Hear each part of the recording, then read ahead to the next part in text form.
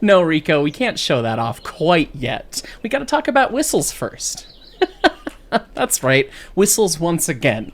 What's up, guys? This is Mark, your president of Studio 346. We're once again here at the Ponderosa level, taking in the breathtaking sights of Tom's beautiful map work here. I mean, it really is pretty. Last time we talked about all things level design and what inspired us about this, and this time we're going to play a little bit on Ponderosa, showing off some cool things, but first I want to talk about whistles. That's right. We can see that we've got our lovely 1026D here, sporting a very nice Sunset Pacific lines scheme, with the fun extra shiny front end, all that sort of fun stuff, late appearance. And it's sitting here as an oil burner, but I want to talk about whistles. So I've done some more work because I discovered more things and I got more frustrated the more I realized that I wasn't doing. And so I spent a whole time trying to make the whistles even better in Hyacinth. And we're very, very pleased with the results. Before, we were having issues where the timbre of the whistle wasn't right. Timbre is an obnoxious French word that's spelled timbre but pronounced timbre, and it basically means the quality of the sound, right? It's what makes an acoustic guitar and an electric guitar play the same notes but sound very different, right? So the notes were all correct, and the whistles were fundamentally right for what they were supposed to sound like, but in the details, they didn't sound quite right, particularly for some of the more outlying whistles. So first, I'm going to show you a comparison of the Baltimore and Ohio 3, which we haven't shown off yet, BNO 3, and I'm going to blow it for you as it is with Hyacinth now, and then as well what it would have been beforehand before I made my additions, and I hope you appreciate the difference. And then after that, we'll look at a couple more whistles just for fun.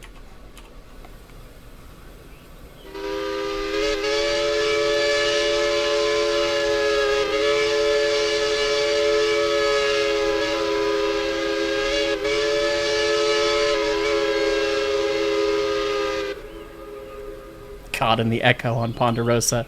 Just fantastic. Okay, so that was how the BNO 3 sounds now, but this is what it would have sounded like had I not made any changes.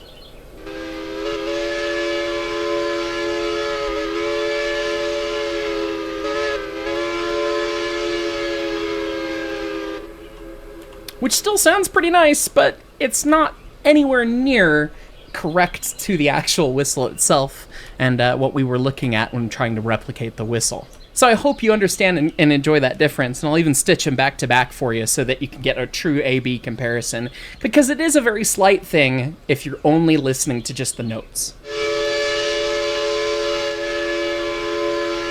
And now we're going to show off a couple more whistles just for the sake of showing off some that we haven't shown off. We're going to start with the Princeton 3 chime from the Southern Railway, very famous on the 4501.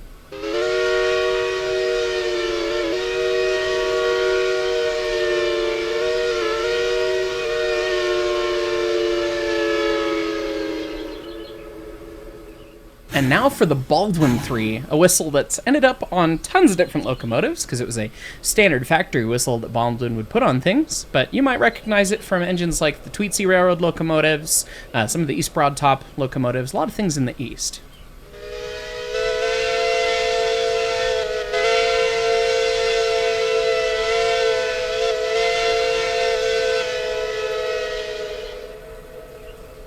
And one thing that's particularly notable on these 3 chimes, and why I'm showing off so many 3 chimes today, I've also modeled the actual speed and reaction rate of each chime. If you really yank on particularly a 3 chime whistle with a large spread in its notes, you hear it kind of in stages before it stabilizes. The shortest chime sets up the fastest and stabilizes to its constant pitch at full quill, and the longer chimes take a little bit more time, and that's now simulated. And talk about nerdy details, but it's me, what did you expect? So to really emphasize that point, we're going to take a look at a big 3 chime next.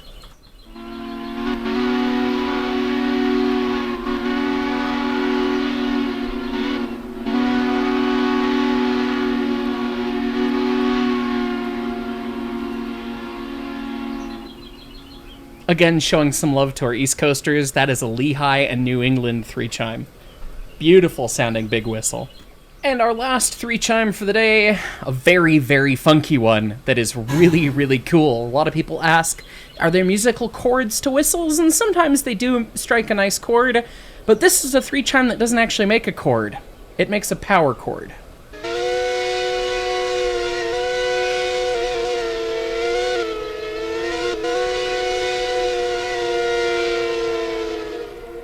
And that's a Virginian 3 chime, and yeah, it makes a power chord, so root 5th octave. It's the AC/DC of train whistles. It's pretty cool. And thanks to the additional changes allowing extra timbral changes to whistles, we can get it almost exactly nailed. It's so close to the real thing, and it's just simulated. That's the beauty of Hyacinth, and I'm tooting my own horn here.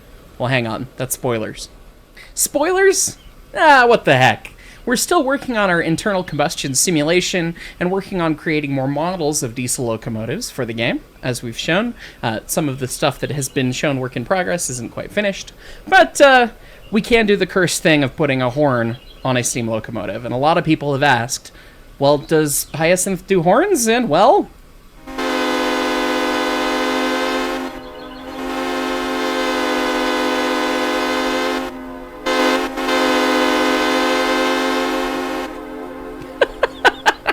very cursed out of a steam locomotive, but very cool. That's a Nathan M5 diesel horn, one of the most iconic diesel horns. But because I showed pretty much only 3 chimes, I guess I'll show you one more 5 chime today.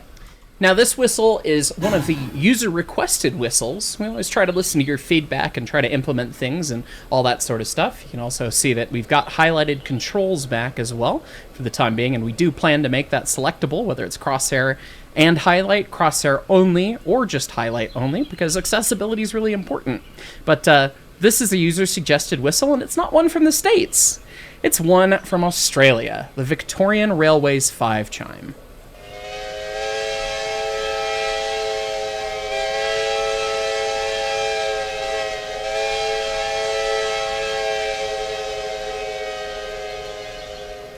And that is one of the prettiest and sweetest whistles I've found. There's many different recordings of it, so perhaps I'll do a second version that's a little bit more picante one of these days, a little bit more spicy, because some of them got quite the attack to them. But the recording that was sent to me by one of you lovely viewers was of one that was just so purely sweet that I had to model it. It's really, really pretty, so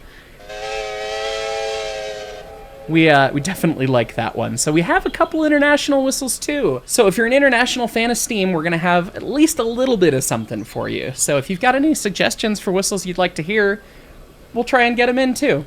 There's actually more than 100 whistles at this point. We keep adding them in. People keep having more requests. So we can't show them all. Maybe we'll do a supercut video one day, just going through all of them if you'd like. Let us know in the comments if you'd like to see that. But we're not closing the borders on whistles. We definitely want to give everyone a little bit of flavor of something that they'll really enjoy. Who knows, maybe somebody came over from Australia and said, hey, can I toss my whistle on your engine? So is it prototypical? Probably not. But is it fun? Yes.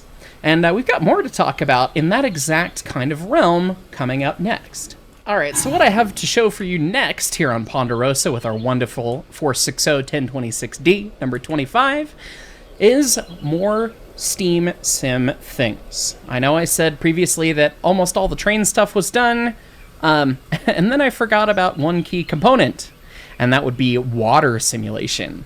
We didn't actually have anything other than a fixed amount of water in the boiler for anything previous, so we had to totally simulate water, and it was a bit of a fun adventure to sort out and figure out. And so now there's water, now there's Steam Sim all the way around, and as well, the oil burning sim actually functions now. It's not just making the stack look pretty, it's doing all sorts of things. So I could see our MAWP on this engine's 130, we're sitting at about 100. Let's get a little bit more fire going here. We just have a itty-bitty little spot fire in it. We'll get a little blower, get a little atomizer. There we go, that's on a pretty fast climb. Oil can put out a lot of heat, so we'll dial that back just a little bit, let that come up to temp, come up to pressure here. And you can hear that we got down so low that the main reservoir couldn't keep up, so our pump had to cycle a bunch to wake up, smell the coffee, refill the reservoir. So that's all fun.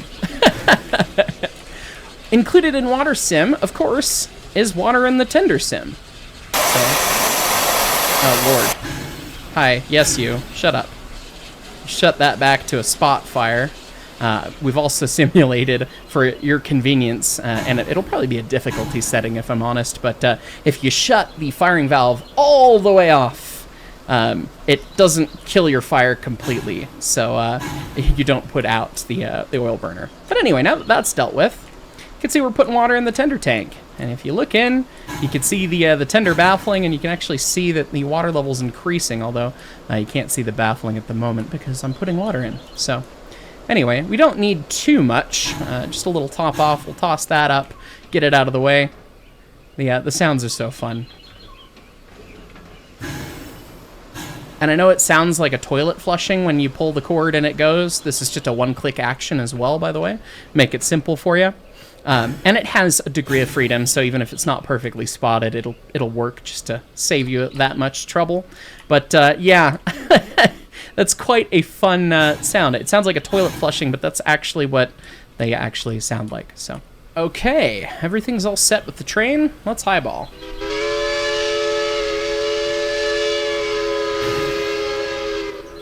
Kick the bar over to forwards. Start tugging on the throttle a little bit, and as soon as we start getting on the throttle, we got to start oil firing, because oil firing is all about living in the moment. We're getting draft from the stack, so I'm going to shut the blower. Engineer's going to hook it up a little bit, give it more power, because we got a big hill to climb up here pretty shortly, and God, we've already fallen behind. Come on.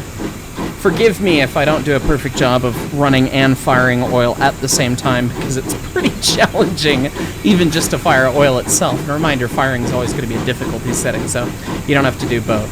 But as we're getting underway, we're a little less than a half glass. You can see the water sloshing around a bit as we accelerate. So I'm going to get the injector rolling, and hopefully we'll be able to fire against the injector going up the hill here. I think we will. But we're going to need more power, so I'm going to get this thing wide open.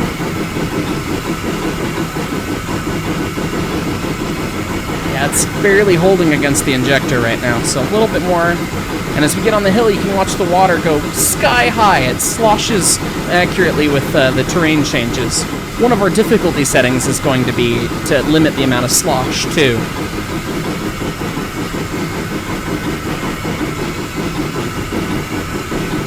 Oh God, the fire's just falling on its face. Come on.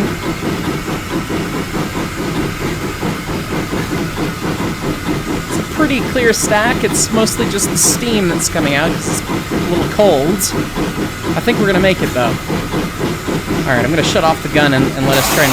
Oh! Regain that pressure. There you go. Dial it back just a smidgen. Alright, here we are at the high bridge on Ponderosa.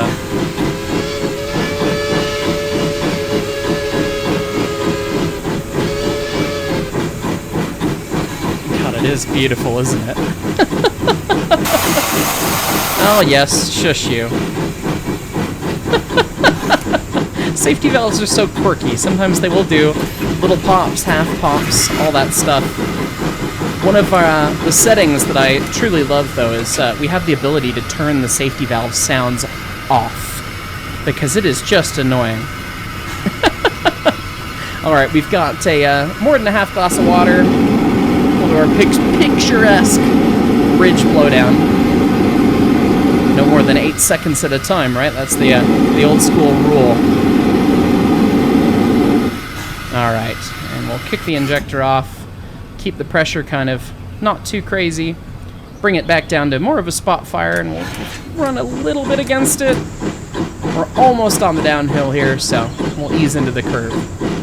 It's a short train, but that's a steep grade of more than 2%. And this 1026D is built for speed. It's not built for power, so. All right. One thing that is really neat that I'd love to show is just how much the water reacts to what you're doing in the locomotive. We've tipped downhill. You can see that the water's gone pretty low in the glass. You can carry it even lower than the glass if you're a little avant-garde, and then it's easier to generate steam. But you you might have a heck of a time. As we're drifting, I'm going to give a little blower. There we go. The lower you carry the water, you know, sometimes dangers can come with that. Everyone's heard about the crown sheet explosion on the train, but, you know, we don't want any of that sort of thing to happen today. So we're just going to keep running it and keep making steam and enjoying our ride here. But the big important thing that took a lot of time to figure out, actually, is getting the slosh of the... Oh, well, it's out of the... Oh, that's okay. That's okay, right? That's okay, right? It'll come back. It'll come back. This is just the steep part of the hill. Whew. Okay. I was nervous there for a second. Okay. That little downhill is just extra steep right there.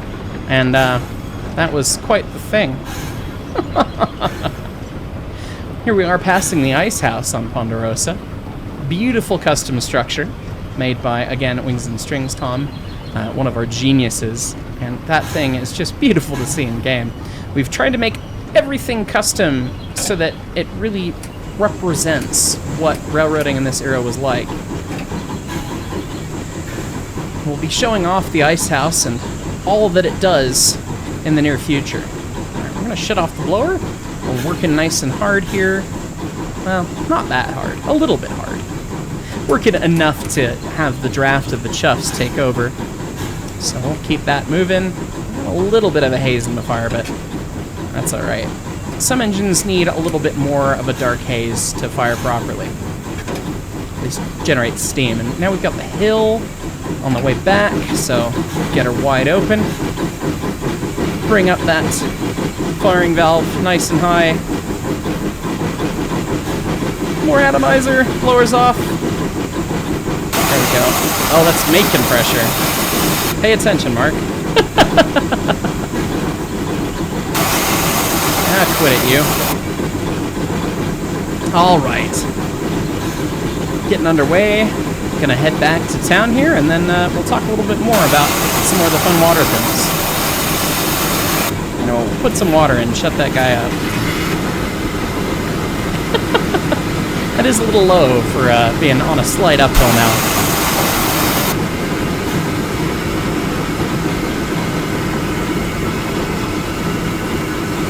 Alright, getting some good speed under us here. Gonna head back to town, and then we'll talk about a little bit more about the slosh mechanics. It's really cool. You can see the grade change, of course, and then it takes its time to come back up to level and everything. But one of the neat things is, if you suddenly stop, the water will disappear pretty violently, and takes its time to bob back up in. If you accelerate, have changes in acceleration, it sloshes around quite a fair bit. So what we'll do is we'll even run from the UI. You can see that the sudden change in acceleration, which you should never do that to an engine, but caused the water to jump up and down all at once. And I'll even show you, we'll shut off on the grade here, and I'll show you what it does when you brake pretty excessively going downhill. You can watch that water disappear. But we have enough, it'll be okay.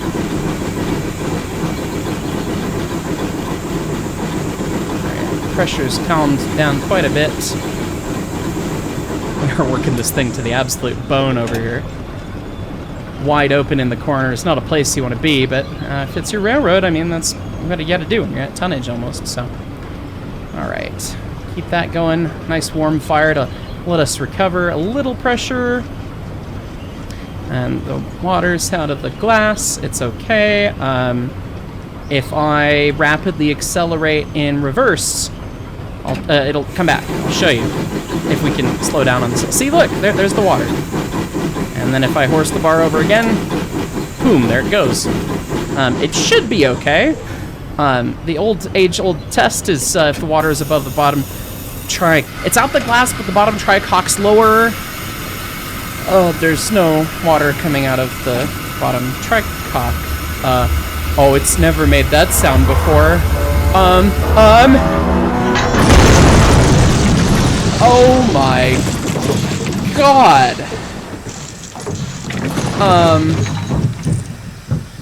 Well, the train will make it to town, maybe, I guess. Yeah. So, full disclosure here, friends. The entire reason that I started Water Sim was because I thought it would be really funny to make the choo-choo blow up. Because I'm a simple man. See, look, nothing bad happened, I promised. We're back next to Ponderosa, and we're in town. Beautiful buildings, beautiful windmill, right? Nothing happened, right? That's right, guys.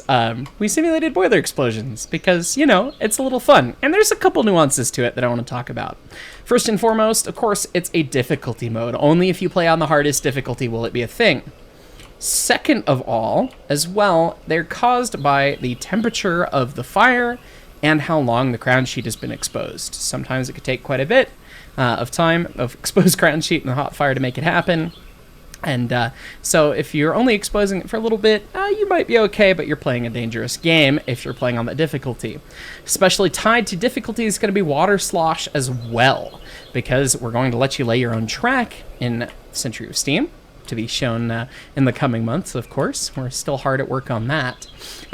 Some of you might choose to lay crazy alignments that go down the cliff over there and want to make sure that the locomotive can actually navigate it, at least, you know, downhill. And so as such, there's going to be difficulty settings for how much the water sloshes in each direction.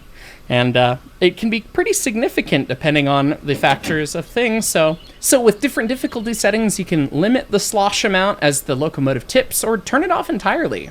That way you can run on some cursed railroads and not worry about blowing up your choo-choo like I just did. Yeah.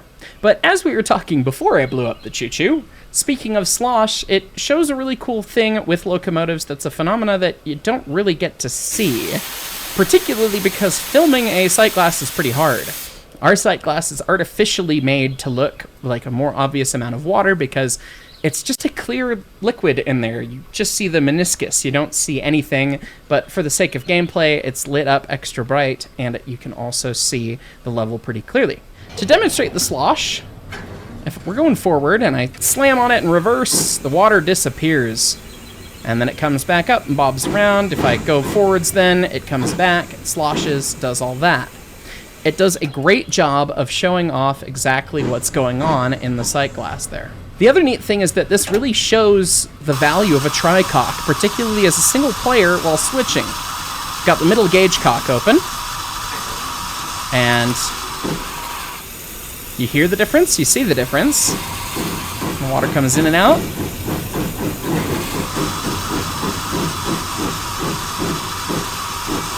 It's a pretty neat effect, honestly, and that's a really important part of running, obviously keeping your water in the right way. So while switching, if you're playing by yourself, you want to make sure that the fire is good, and you want to be a crazy tryhard and run and fire at the same time, like somebody like me, you can leave a gauge cock open and listen and look for the cues. All right, and next we're going to talk about what we showed off early on in the video, and that was those cute little historically accurate explosive placards telling you what to do when you're handling a car that might have an explosive load. Something like TNT, something like that.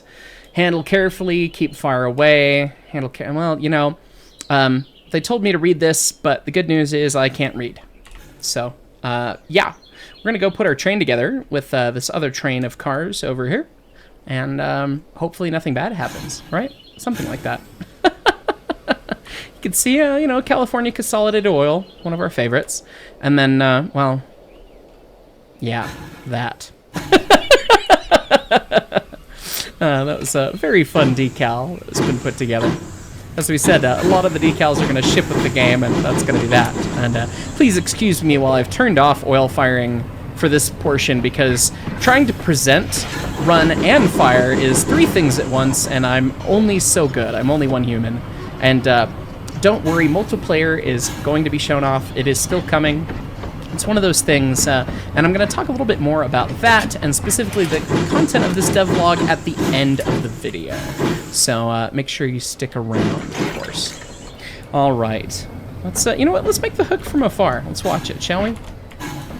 Okay, and then that way we'll get a speed readout, the whole 9 yards, using our UI that we showed off a couple episodes ago. We don't want to dunk too spicy. That's how you break things, and at least that back tank car has some suspect advertising on it, so we don't want to hit it too hard. Okay, less than 5, good hitch. Let's stretch him. Go ahead.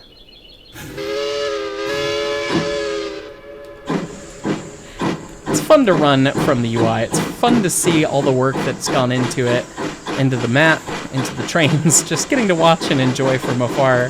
One of my favorite things. I don't get to truly play all that often because we're so busy trying to get the game done so that we can, send it to all you guys, our wonderful supporters out on Patreon, and then of course our viewers on YouTube. But it definitely takes a long time, so getting to sit back and look and appreciate the things, all of the work that our different artists have done, I mean, it's really just fantastic. You look at all these custom structures that have been made. You look at all of the detail, all the love and care that's gone into this. Even the windmill, which is just so pretty and set up to follow and show you what weather is actually going on. It's, oh goodness, I'm going way too fast, and I didn't tie the air in. Oh boy. Well, it's fine. It's fine.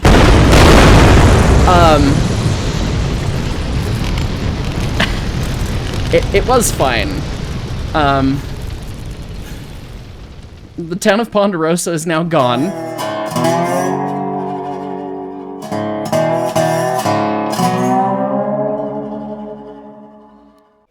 See, look, it was a good hitch. Nothing happened. I promise nothing happened. Absolutely nothing. Let's get out of 10 here. Look at that. All 6 cars are 2 California consolidated oil tanks. A very loud safety valve. As we get out of town here, I do want to talk about a couple things, specifically about the explosions, the fun, the madness, and the devlog itself. We definitely made this devlog, specifically me, because I knew that it was going to be quite fun to get to blow stuff up. And once I did water sim, it was like, okay, my reward is blowing up the choo-choo. And then realizing, okay, well, we have to have explosive placarded cars that can then blow up too. And so then that grew out of that, and that's kind of where it came from. So this has been a show by yours truly at the end of the day here. But the reality is, talking about multiplayer, talking about our other developers, what's going on, a lot of our folks are kind of heads down working on really big stuff right now. So this is a smaller feature, still going to end up quite long if I have to guess how long I've been recording, but a bit of a smaller feature because it's been busy. I had travel twice this past month. One of our developers got married, legally at least, and they're preparing for their celebration of their marriage. It takes a lot of time, and when a lot of the folks are heads down looking into multiplayer and looking into moving commodities and all those things, there's a lot that goes into this, a lot of moving parts, so it's a little bit of a smaller showcase, but we hope you understand. And speaking of things that are not small, the kabooms are pretty exaggerated. Speaking of, here we go.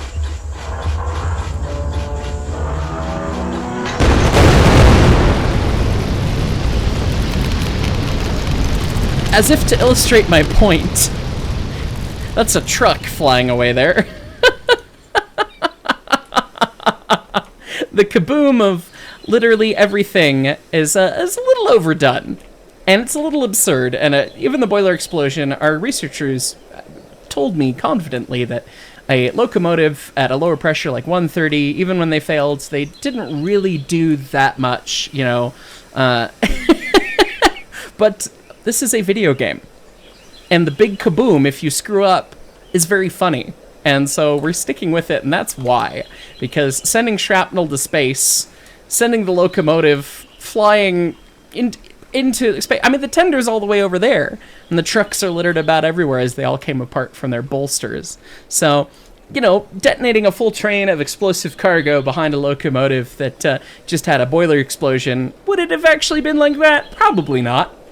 But is it really fun this way? And that's the whole point? Yes. So you know that we're very detail-oriented, picky people, and that we love to see accuracy, but at the end of the day, we understand we're making a game to have fun, too. So don't worry about that. That's definitely a huge piece of why we do what we do. We want to share the historical accuracy, we want to teach you guys things, and we also want to have a little fun along the way. And for some of us who like blowing stuff up and littering trucks across the landscape, a lot of fun. So, as always, guys, thank you so much for watching. We appreciate your love and support, especially to our patrons. Thank you so much for bearing with us. We still have a long ways to go, but we're having a lot of fun along the way, and I hope you guys enjoyed this. Thanks so much for watching.